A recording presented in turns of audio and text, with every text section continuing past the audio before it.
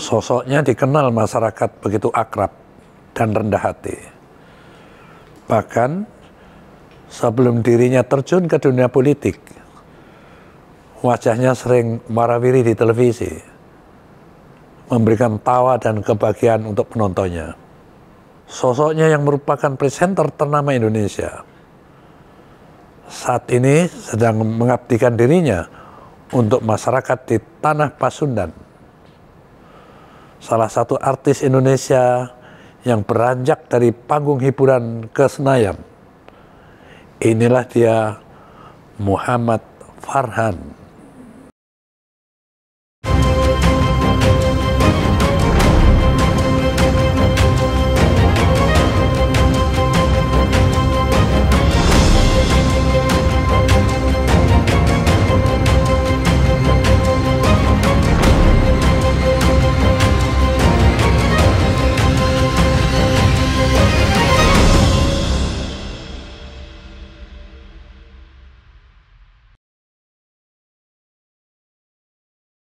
Assalamualaikum warahmatullahi wabarakatuh. Waalaikumsalam. Sahabat Bang Yos, dimanapun Anda berada, jumpa lagi kita di acara Benang Merah Bang Yos. Tamu kita kali ini, ya, salah satu sahabat, namun demikian suka berseberangan juga dengan saya nih.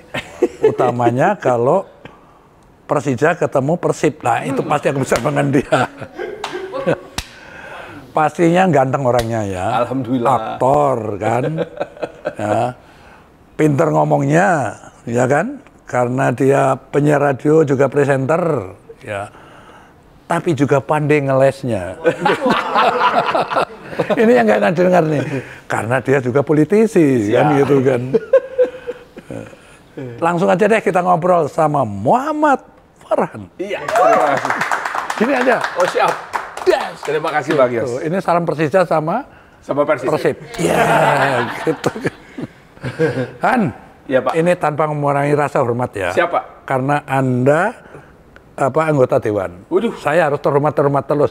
Tapi ini dalam konteks ini ya tanpa mengurangi rasa hormat. Iya, Pak. Lo kayak adik gue kan. Jadi siap, Bos. saya Farhan aja ya. Iya. Ya, oke. Setahu saya nih, Anda itu orang Aceh ya. Tapi fasih banget. Karena itu saya sapa dulu ya, Sampurasun. Ampes. Pinter, berarti bener orang Sunda nih, asli gitu kan. Coba lu ceritain waktu kecil kamu kan, lahir di mana sebenarnya terus bisa fasih banget. Memang gua tau lah kuliahnya juga di Bandung dan seterusnya, coba lu ceritain. Saya lahir di Rumah Sakit PMI Kota Bogor, Pak. Waktu itu Bogor. orang tua saya tinggal di rumah kakek saya di Gang Menteng, Jalan Merdeka, Bogor. Bapak pernah berkantor di situ?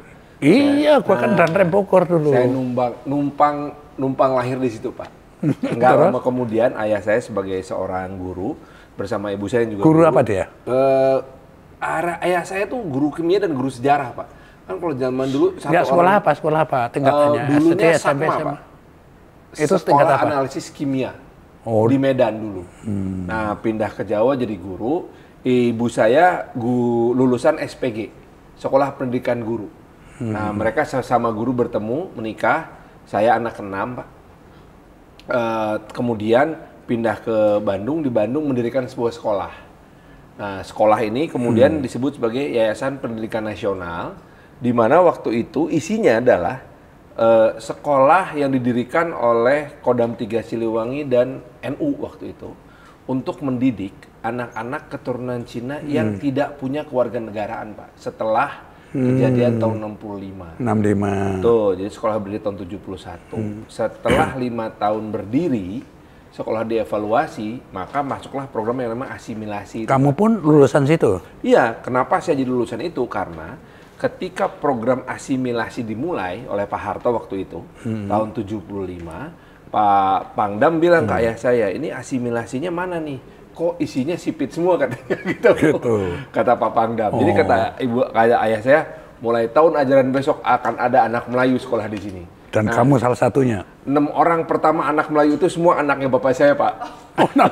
Oh gitu ya. Oh. Jadi saya ini selama 6 tahun lulus SD di Pecinan di Kota Bandung, Pak. Lo bisa ngomong sereng. Cina juga dong, dikit-dikit. Iesan seuliu cipacu se. Cuman ngitung angka gue juga Loh, ngerti. Pak, Bapak saya ajarin bahasa Mandarin ya. Ya. 4 itu bahasa Mandarinnya se. 10 itu se. Jadi kalau 40 se. 14 se. Oh, dibalik aja gitu. Iya. Nah, kalau mati se. Ular se.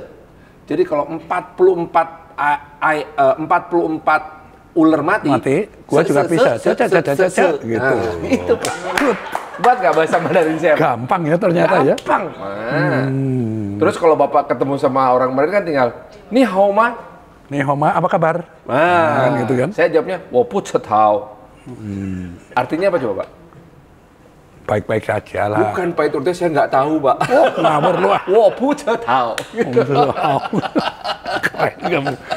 Lumayan, Pak.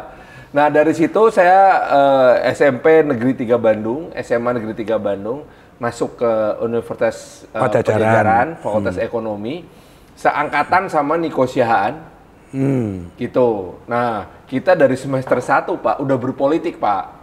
Oh gitu? Iya, memajukan Niko jadi ketua. Itu tahun berapa itu? Tahun 88, Pak. Niko jadi ketua angkatan, segala macam lah. Kita terus bareng, Pak, sampai akhirnya masuk Padiangan. Kemudian sama-sama kerja di radio, tapi beda radio. Kita kerja di 2 radio yang berbeda di kota Bandung, tetapi kita dipecat di tahun yang sama karena bandel, Pak. Bandelnya tuh simple, Pak. Gara-garanya Niko tuh siaran Jumat malam di radio namanya OS. Saya tuh kerja di radio Karanglayung pagi sampai sore. Jadi bukan satu radio loh, Bukan, beda radio. Pagi sampai sore saya kerja karena kerjanya nulis, belum siaran. Nah, malamnya saya siaran sama Niko di radio OS, Pak. Nah, terus? Nggak boleh? Ketahuan, Pak. Ya nggak boleh, Pak. Nggak boleh ya? Kan kita pegawai radio Karanglayung kerja di radio OS, ya nggak boleh, Pak. Begitu ketahuan, kita dipecat berdua, Pak. Pecat. Nah, terus? Karena kita nggak ada kerja di Bandung, akhirnya kita hijrah ke Jakarta. Di Jakarta inilah kita belajar menjadi pembawa acara TV, ngelawak. Sampai jadi papan atas lah, kamu presenter papan atas ya. Lumayan lah, Pak. Lumayan, Pak. Waktu itu kan kita panutannya sama dari mulai Denny, Isur. Extravaganza apa ya? Acara apa ya? Extravaganza, alhamdulillah, Pak. Pak. Juga ya? Kerjasama sama siapa? Mas Wisnu Tama. Gitu, bikin setelah itu. Jadi Wisnu Tama tadinya ngajak saya bikin Extravaganza. Udah gitu lama-lama dia bilang ini, gimana kalau lu bikin talk show malam? Boleh, gitu. Maka waktu itu ada 2 tamu incaran saya, Pak. Siapa itu? Yang pertama Gus Dur, Pak. Gus Dur? Gus Dur. Biar beliau cerita kenapa beliau dilengsarkan jadi presiden. Udah cerita lengkap. Nah, yang kedua yang saya incer banget waktu itu, Pak, Gubernur DKI, Pak. Siapa tuh? Namanya Letnan Jenderal Sutioso. Oh, ini dia. Jadi kenapa saya waktu itu sebagai pembawa acara ngincer banget sama yang namanya Pak Sutioso? Karena tahun 2004 ini gubernur bikin acak-acak Jakarta dengan membangun busway.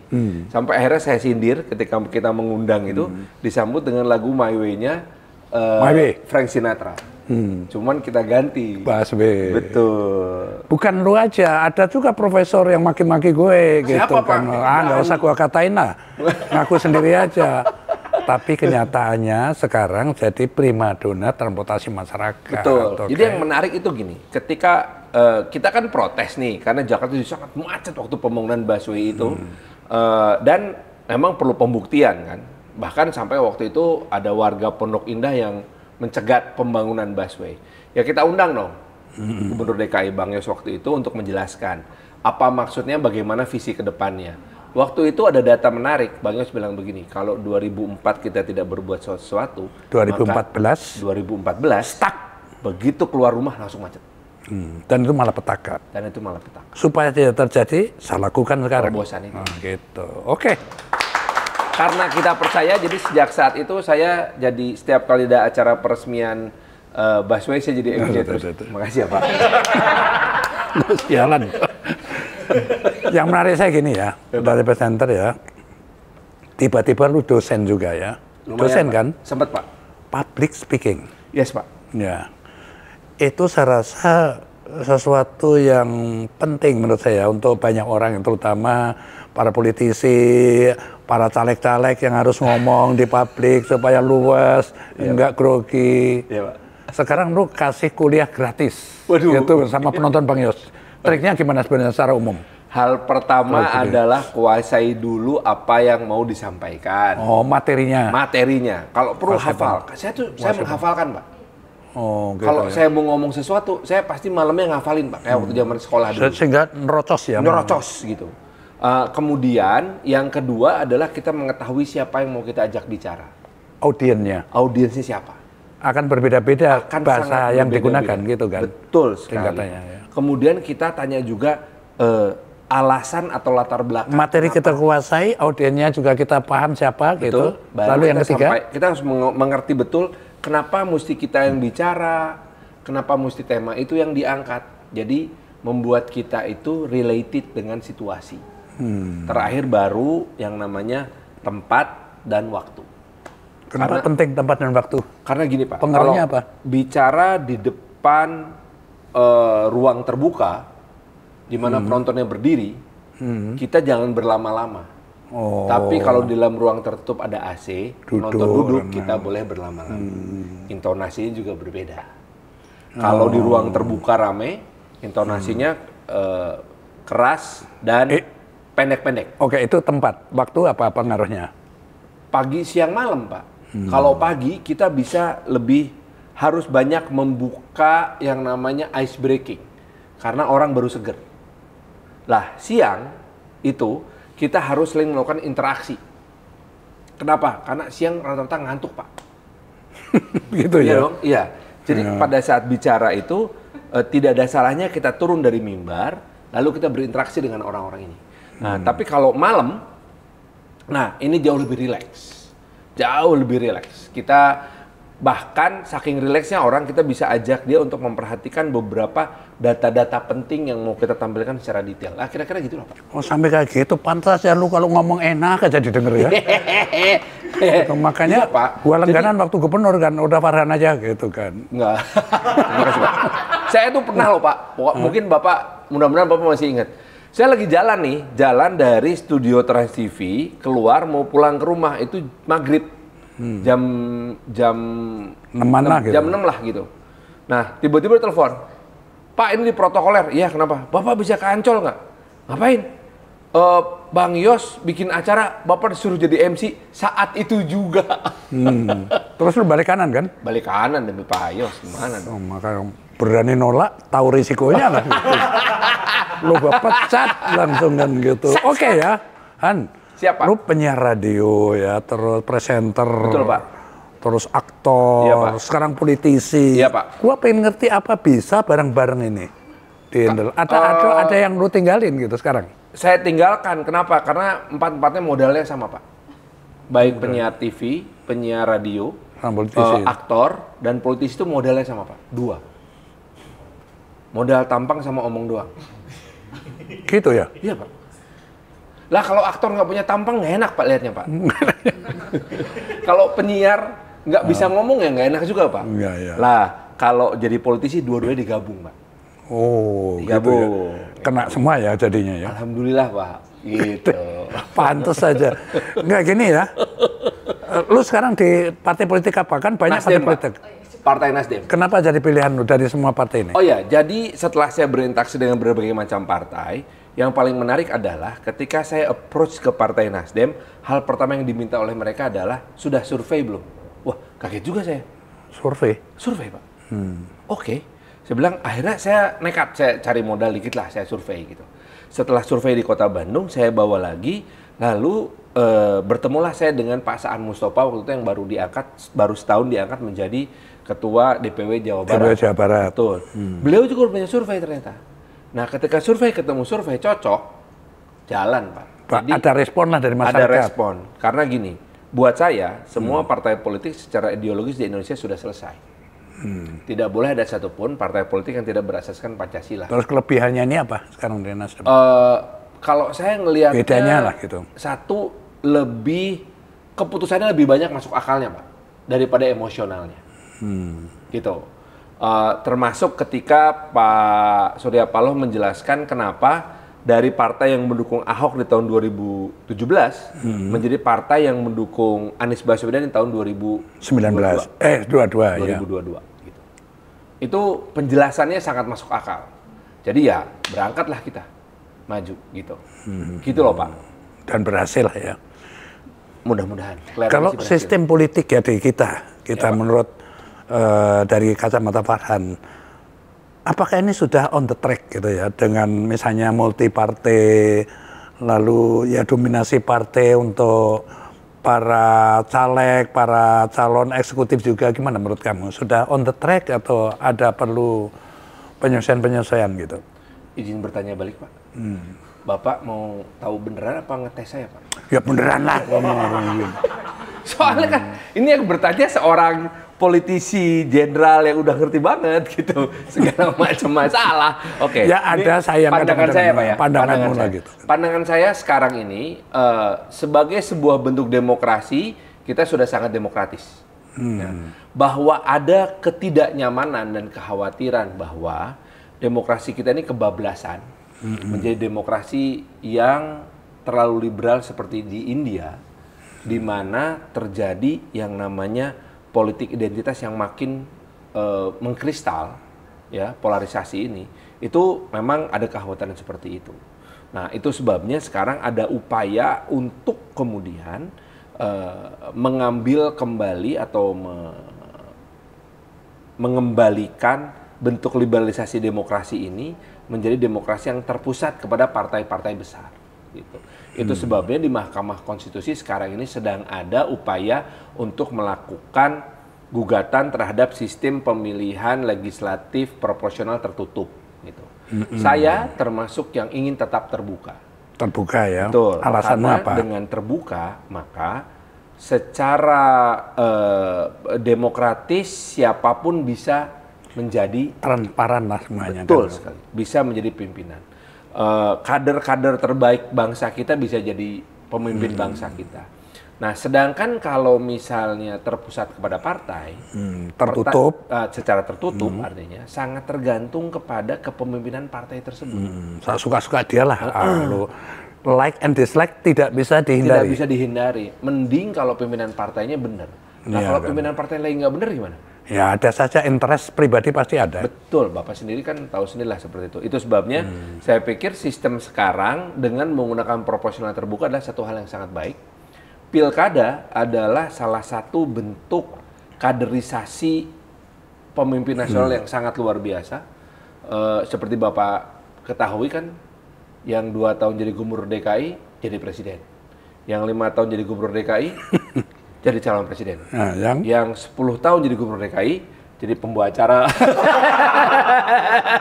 Tidak bisa nyalonin. Nggak bisa nyalonin, Pak. Jadi pembawa acara aja. Ya, gitu loh, Pak. Ya, gitu. Pintar banget loh ya. Terima kasih, Pak. Itu pujian namanya, Pak. Iya, memang kan. Anda di DPR RI, Komisi 1. Komisi 1, Pak. Itu bidang apa saja misalnya? Pertahanan, ya. Kemudian intelijen. Kemudian Kominfo, ya, Kominfo terus? Dan Kementerian Luar Negeri. Oh, gitu ya. Gitu Pak. Sayang Bapak udah nggak kepala bin lagi, kalau nggak Bapak jadi pesakitan ya, dari pesakitan ya. Kalau Bapak masih jadi kepala bin, saya anggota Komisi 1, Bapak lapor ke saya loh Pak. Iya pastilah. Dulu waktu kabin, untungnya kamu belum di situ ya. Belum Pak. Aduh, kalau nggak saya dibacain sama Bapak. Iya. Terus gini ya. Ya Pak. Sekarang yang lagi jadi berita hangat, berita besar adalah peristiwa di Papua. Betul. Di mana ada pembakaran pesawat Susi Air. Betul. Dan penyanderaan terhadap pilot ya, sampai sekarang. Dan hebatnya lagi penyanderaan itu diekspos sama yang namanya KKB. Ya. Jadi disinilah Farhan ya, saya sebagai rakyat biasa tentu ketemu anggota Dewan Komisi 1 kan ingin juga bagaimana pendapatmu ini ya. Karena peristiwa ini kan sudah lama ya, dari tahun-tahun gitu. Memenuhi TNI, kalau nggak mau memenuhi TNI, Polri, petugas medis, rakyat biasa, guru, pekerja yang lagi bikin jalan, guru segala macam gitu kan. Dan nggak habis-habis. Terkesan kita ini maaf ya, kayak pecundang gitu ya. Jadi gimana sih menurut pandanganmu ini sebenarnya harus diselesaikan bagaimana ini kan gitu? Sebetulnya upaya secara dorongan itu adalah gini, kan kita, Bapak seperti Bapak tahu sendiri, kita dalam menghadapi isu Papua ini harus bermain di atas ombak, ya, bermain di atas buih gitu.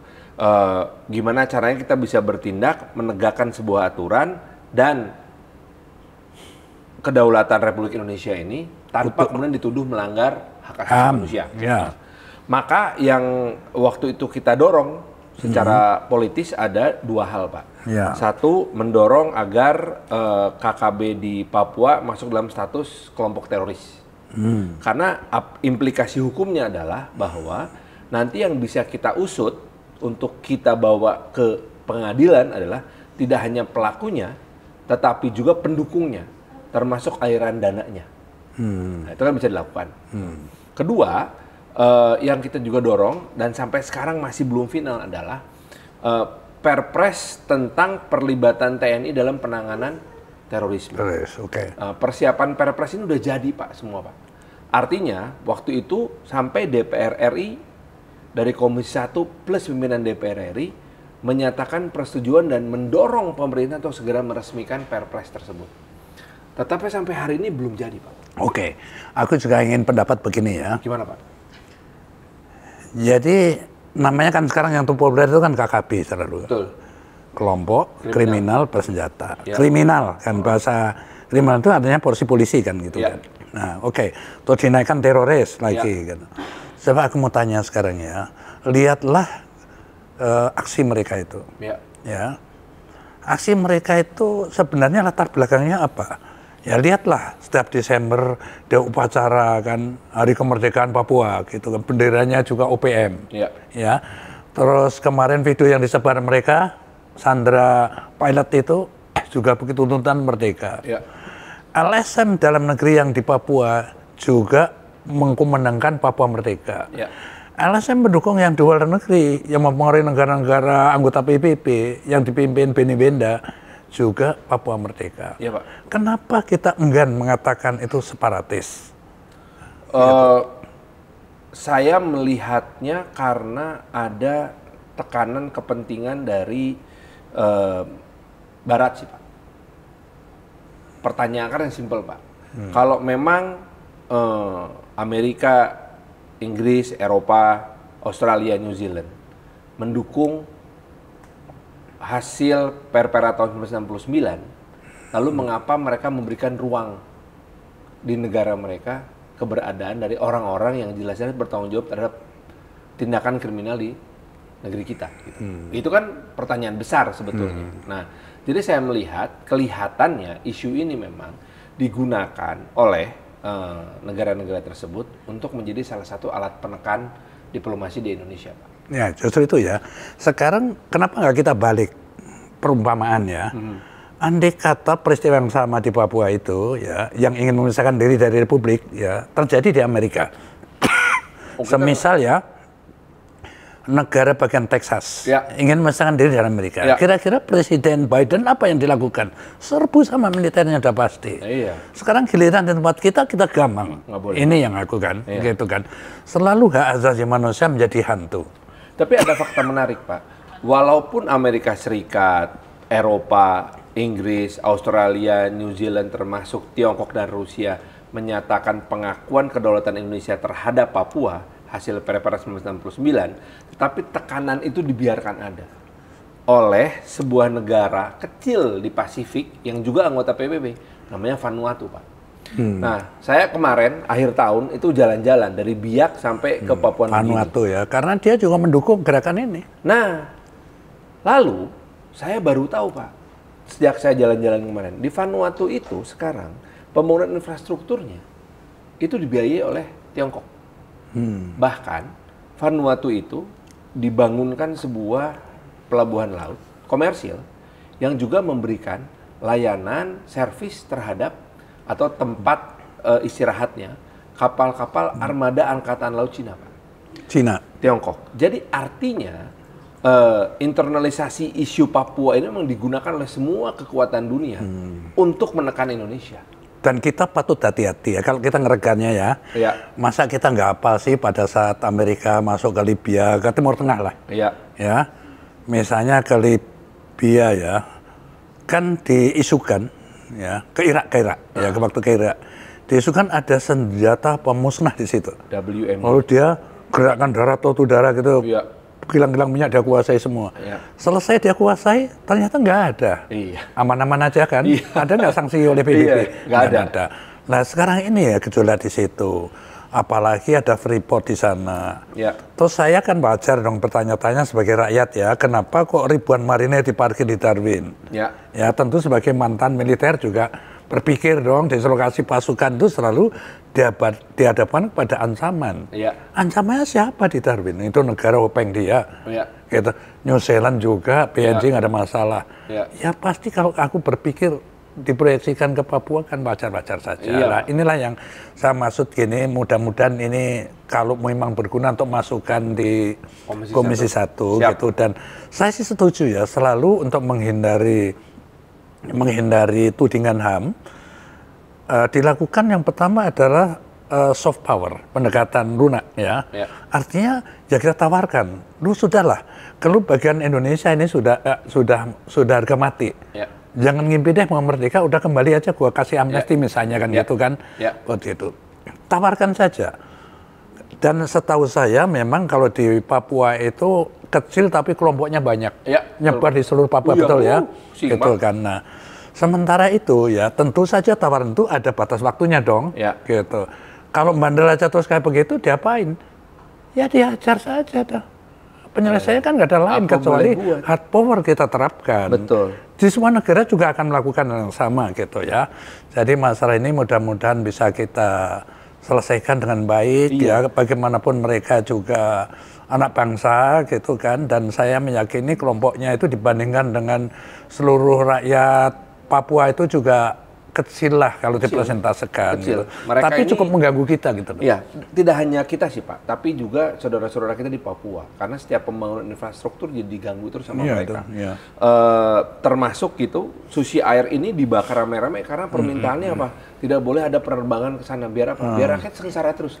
Lah ini kok mereka malah dapat keuntungan dari kesengsaraan.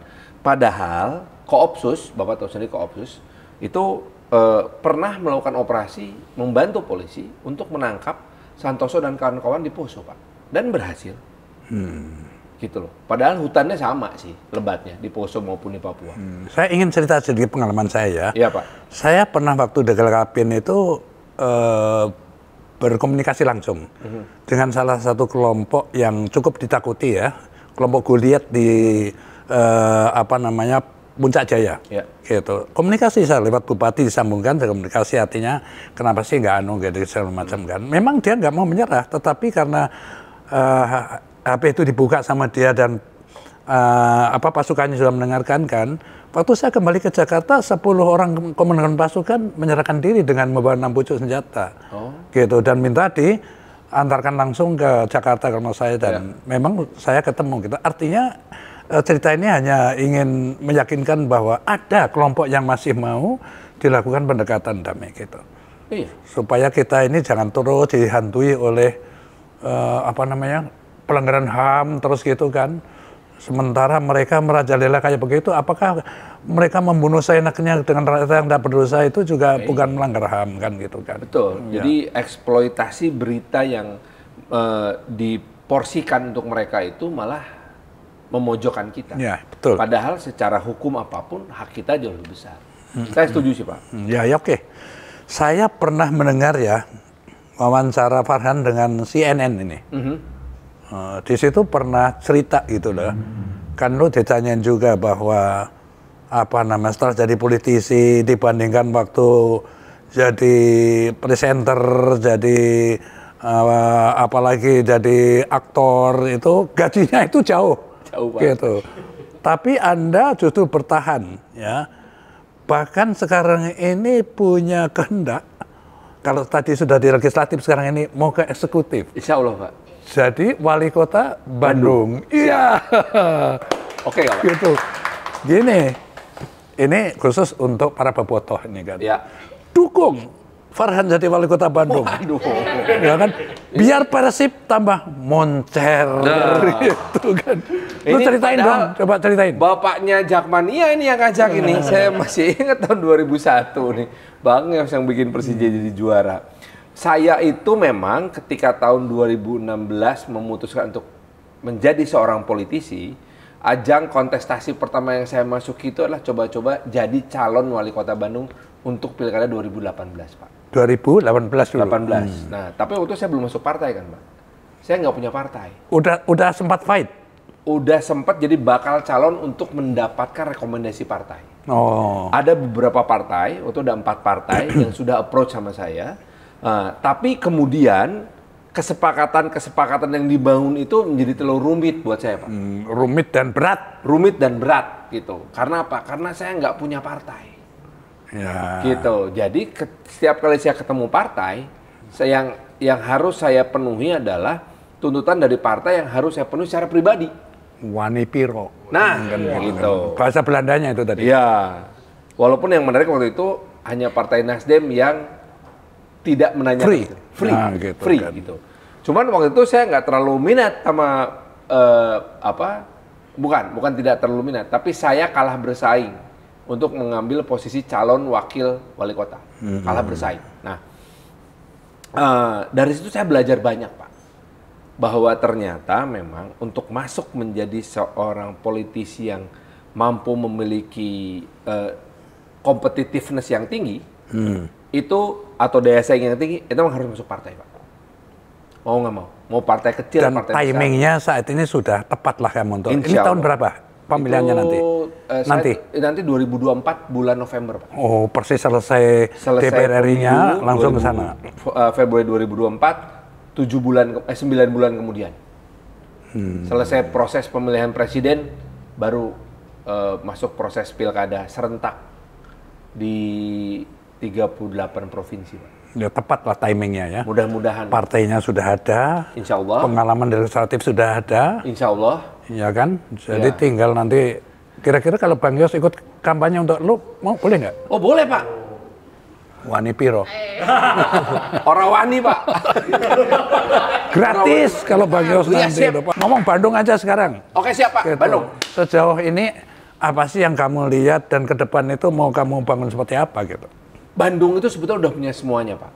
Bapak sebagai juga pernah jadi kepala daerah kan bisa melihat kota Bandung ini sebagai sesuatu yang istilahnya vibrantnya selalu ada gitu. Untuk itu ketika saya ditanya mau bangun apa di Bandung, saya nggak akan bangun apa-apa, Pak. Saya cuma mau beresin, Pak. Mau apa? Mau Beresin. Oke. Karena nih Bandung itu kan bentuknya mangkok begini, dikelilingi oleh gunung-gunung. Jadi kita punya gunung, punya. Danau punya. Hutan lengkap punya, ya. punya. Gunung, danau, daratan. Perkotaan dengan pusat perekonomian yang tinggi punya. Yang kita nggak punya sekarang pabrik, Pak. Karena pabrik udah dikeluarin semua dari kota Bandung. Dipindahkan ke luar kota Bandung, Ya daerah. bagus dong. Iya. Artinya di situ tertinggallah kekayaan properti yang sangat tinggi beserta dengan potensi perdagangannya. Bandung pernah menjadi pusat wisata belanja orang Singapura sama orang Malaysia. Sampai ada 7 penerbangan internasional masuk ke kota Bandung. Sekarang semuanya nggak ada, Pak. Semua tiba-tiba jadi berantakan. Maka yang mesti kita lakukan sekarang adalah kita beberes istilahnya. Dan yang paling menarik dari orang Bandung ini, saya hebat-hebatnya kepala daerah. Kalau gagal mengajak warga Bandung yang berpartisipasi, maka dianggap nggak kerja itu wali kota, Pak. Yes. Gitu. Jadi itu visi misimu nantilah ya. Ya, melibatkan semua warga kota Bandung ngapain beres-beres atau beberes kota Bandung. Iya. Gitu. Terus cita-cita kamu ini ya, Farhan, sudah dapat restu apa dorongan dari keluarga terutama istri apa belum? Alhamdulillah, Pak, akhirnya keluarga saya merestui. Istri saya cuma bilang gini, saya sangat merestui dan mendoakan ayah jadi wali kota. Yes. Tetapi, kata istri saya, Tetapinya apa? jangan paksa saya jadi ketua PKK, katanya. Itu sih otomatis. Oh ya, itu saya belum cerita, saya yain dulu, Pak. Yain dulu, betul. Yain dulu. Gitu. Oh ya. Kadang-kadang menipu itu perlu. Untuk kebaikan, tapi Ya. Begitulah kira-kira, Pak. Oh ya, saya yain aja dulu. dia nggak ngerti kalau itu otomatis nanti. Iya. Full. Nah, ibu saya itu, saya sering minta doa restu, ibu saya cuma diem-diem aja. Sampai suatu hari, Saya kebetulan sebagai Komisi 1 lagi tugas ke luar negeri, Pak, ke Belgia waktu itu. Atau tengah malam waktu Belgia kan, kakak saya telepon. Kri, mama mau telepon nih katanya. Oh ya, ibu saya udah sepuh sekali, Pak, udah umur 83. Mali, Farhan, iya mah, kamu sehat mah. Mama baru selesai sholat lohor katanya. Oh terus, kenapa sebelah nggak? Mama tadi doa supaya kamu jadi wali kota yang benar. Iya. Udah tenang saya. Iya, udah. Bismillah, Pak. Berangkat. Jadi apa arti keluarga secara umum untuk Farhan? Keluarga itu adalah tempat saya berawal dan berakhir. Artinya Bapak bisa tahu sendiri, teman-teman juga semuanya bisa merasakan. Kita berangkat dari keluarga maka kita bisa tumbuh jadi seperti sekarang ini. Nah tetapi setiap kali kita punya masalah, pasti tempat kita pertama untuk balik dan menenangkan diri sebelum menyelesaikan masalah itu adalah keluarga. Yes. You kan anaknya, seingat saya 2 ya. Iya Pak. Tapi 1 sudah almarhum. Betul Pak. Gitu. Tentu itu sesuatu yang paling mungkin ya dalam dirimu ya, kehilangan seorang putra yang sangat Rizky kalau nggak salah namanya ya. Betul Pak. Iya kan. Lalu yang sekarang yang adiknya ini sudah kuliah tentunya ya. Udah selesai Pak. Bukan udah selesai. Pak. Dia memilih untuk berhenti karena dia pengen kerja langsung. Pengen kerja. Dia kan sekolah seni Pak. Sekolah seni. Seni rupa. Di fakultas di Indonesian Design School. Nah, jadi waktu sejak dia Bandung juga nih? Di Jakarta, Pak. Oh, Jakarta. SMK-nya namanya School of Art. Jadi memang dari SMK dia sekolah seni terus, Pak. Begitu lulus SMA sekolah seni ini, dia masuk ke Indonesian Design School.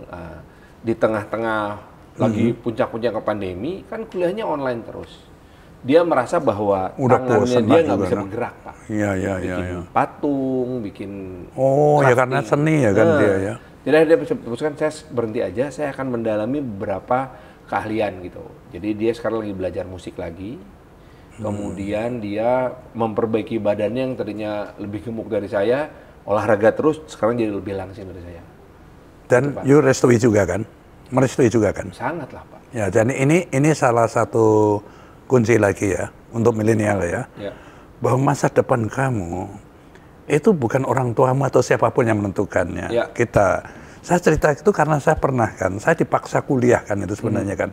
Paksa kuliah, hati saya nggak di situ, membiayainya juga sebenarnya nggak sanggup, tapi aku dipaksa kuliah kan. Akhirnya kan aku ngerti aku nggak akan jadi apa-apa.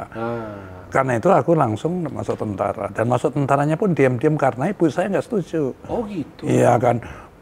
Di benak beliau itu kalau tentara cepat mati gitu loh. Intinya itu gitu kan. Makanya saya tahun berapa itu? Daftarkan tahun 65. Oh iya? Daftarkannya tentaranya saya itu pakai alamat teman saya gitu. Sampai saya lolos itu. Sampai saya lolos. Jadi ini cerita untuk yang lain. Nah karena itu Farhan ya sebagai penutup nih ya dari obrolan kita. Kita ini penontonnya kan mayoritasnya milenial ya. Apa trik-trik menurut versi Farhan ya untuk mencapai sukses itu harus bagaimana? Gitu. Mengembangkan 2 kemampuan Pak. Dan ini mesti dilatih setiap hari. Pertama kemampuan untuk mendengarkan. Untuk? Mendengarkan. Iya. Contohnya yang mendengarkan sekarang ini juga kan? Iya, dengerin. Jadi mendengarkan. Kenapa saya terlatih untuk mendengarkan? Karena dari umur 8 tahun saya sering dengerin radio. Sering? Dengerin radio. Saya mendengarkan sehingga kemampuan saya untuk mendengarkan itu melebihi dari sekedar suara yang saya tangkap, tapi saya berhasil menangkap juga maksud dari pesan yang mau disampaikan itu. Alhamdulillah itu berkembang. Dan yang kedua adalah mengamati. Mengamati dari atas sampai bawah. Mendengarkan, mengamati yang kedua. Mengamati. Dengan mengamati saya tahu gitu. Misalkan saya ngeliat Bapak nih, mohon maaf ya Pak ya. Yes. Dari atas sampai bawah. Oh nih, Bapak ini orangnya stylish tapi nggak mau pamer.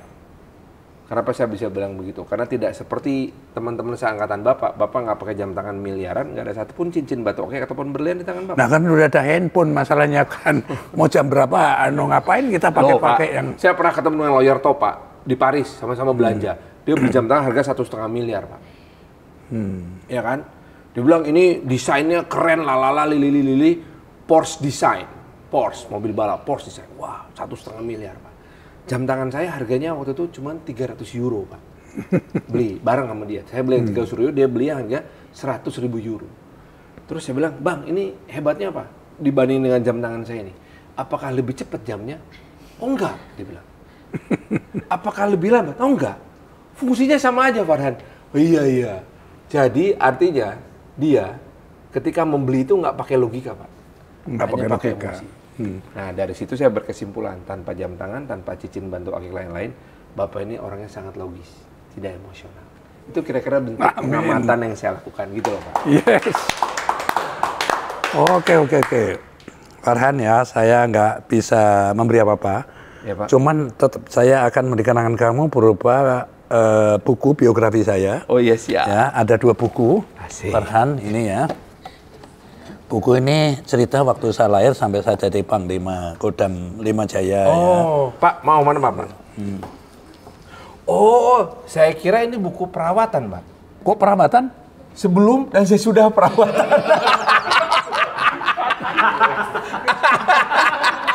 Ngawur lu. Gitu. Iya. Ini waktu terakhir. Ini foto saya terakhir ya, Bintang karena begini saat saya dinaikkan pangkat Letnan Jenderal, Ya.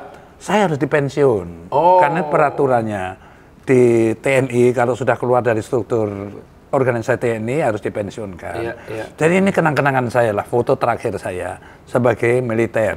Ya. Gitu kan. Iya. Nah ini buku yang kedua, baca judulnya. Gubernur DKI Jakarta di masa sulit era 5 presiden. Ya kan? Iya. Presiden 97 Pak Harto. Pak Harto, Habibie, 99 Habibie, Gus Dur, Megawati, SBY. SBY. Oh iya benar Iya. sampai 2007 ini. Termasuk menjadi penanggung jawab pilkada pertama kali Iya, langsung DKI Jakarta. tahun 2004. Nah, Antara Pak Adang oke, yuk kita foto sekarang.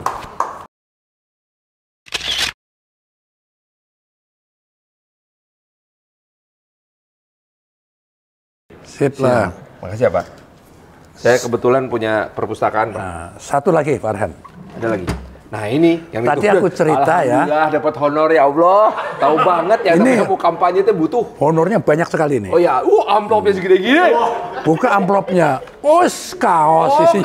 kaos. Waduh gitu. Oh, Tapi ini begini kaos nih. ini begini, kan aku cerita aku bikin museum kan. Iya. Nah Wah, museumnya, keren, museum fotonya keren kan kalau kamu Keren, pakai. Pak. Pasti kamu ganteng Museum kalau pakai Banyos. ini bukan karena lu ganteng, fotonya yang ganteng Iya. gitu kan. Nah Pak, Gitu. Bapak mau Ini judulnya ini saya itu apa? tuh? Museum saya Jiwa ragaku. Ragaku untuk Negeriku. Wih, keren. Pak, terima kasih. Ini Tolong dipakai ya kapan-kapan ya. Ini bentuk Pak Sutioso mendukung saya untuk kampanye wali kota nanti. Sip. Karena artinya Bapak akan bikin kaos kampanye yang sebagus ini. Deal ya Pak? Deal ya Pak? Alhamdulillah ya bro. Ini dasar politisi kayak gini. Kasihan ya. Makasih ya Pak. Aku senang sekali ketemu kamu. Siap, saya juga Walaupun senang, jengkel janjinya udah dari dulu baru sekarang. Iya Pak. Iya, nah, Mana? insyaallah. Sama musir soko makan. Mudah-mudahan malam ini juga. pas lah untuk lu lah. Min, Gede kok. cocok Pak. Double XL. Ya Allah Bapak tahu aja saya udah gemuk Pak. Iyalah. Sama buku ini. Monggo Pak. Makasih ya Pak. Sebelumnya saya ingin mengucapkan terima kasih kepada Bellagio Home Spray Cologne, parfum Paris yang dikhususkan untuk pria modern aktif yang memiliki aroma maskulin, yang menyegarkan dan elegan, yang dipilih pria sukses. Cocok loh digunakan saat santai di rumah, pergi ke kantor, hangout bareng teman, dan banyak aktivitas lainnya. Terdiri dari varian spray colognes, rave culture, stamina, bold, venture, accelerate, dan energi.